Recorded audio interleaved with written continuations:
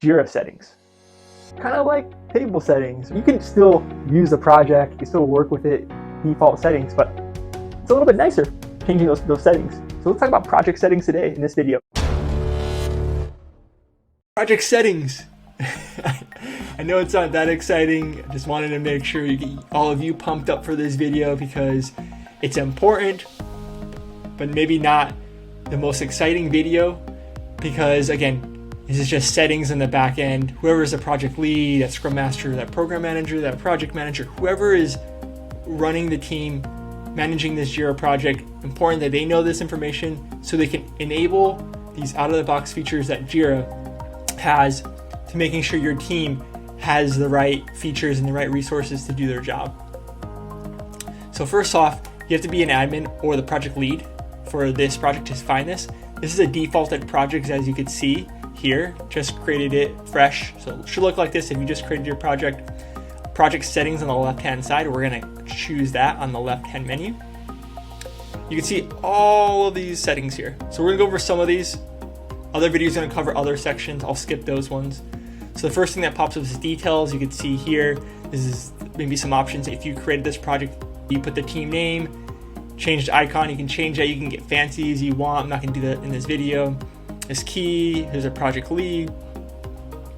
Also, if you don't know who the project lead is, when you look at these projects at the top left, you see these different projects here, you can actually see who's the project lead. So if you don't see those settings and you're trying to figure out who has those settings, go into here and you go view all project and you'll be able to see that project lead so you can contact them to actually change these settings if you want some of these features. So I'm not going to touch any of the things here. Access. So access, what is this? This is defining like fine-grained control of the different roles. So default, there's administrator, member, viewer. They have different roles for what they can and can't do. I would look into that to figure out the details. But really, the idea here is, again, you're making more fine-grained controls, making sure that people can edit the right tickets. It's not as detailed as enterprise or company managed, so keep that in mind. There's definitely more options you can do there. This is some basic high level. Make sure people are not creating tickets in your project or user stories in your project that are not supposed to belong there, or people have the rights they need, whether it's just view rights or write access or admin access to do the things that I'm talking about here. You can add people as well here. So email address is the group's name, then you select the role, you add, and all of a sudden they're in here and they had those permissions. So this is notifications. I think the important thing here is that these are some of the notifications you can get with your projects. So you can edit these, you can delete them. One thing I would do here is that it's important that you can add more notifications if you want. One important thing here that I would highly suggest is you go up on the right hand corner here on this bubble that's your initials, you go to personal settings. Really important because you're gonna get a lot of emails once you start this project. You got emails for every single thing.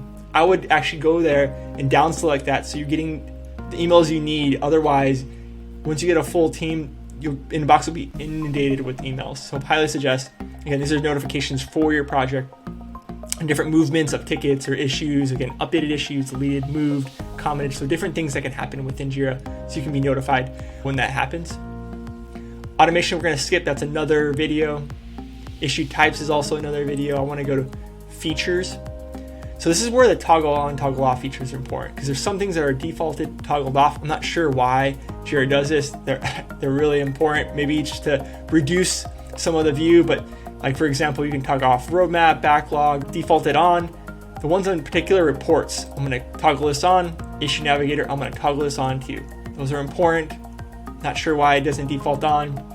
Sprints, looks like it's toggled on. Estimation, code, repos, releases, I like this as well.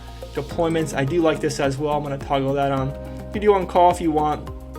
Put this on for now.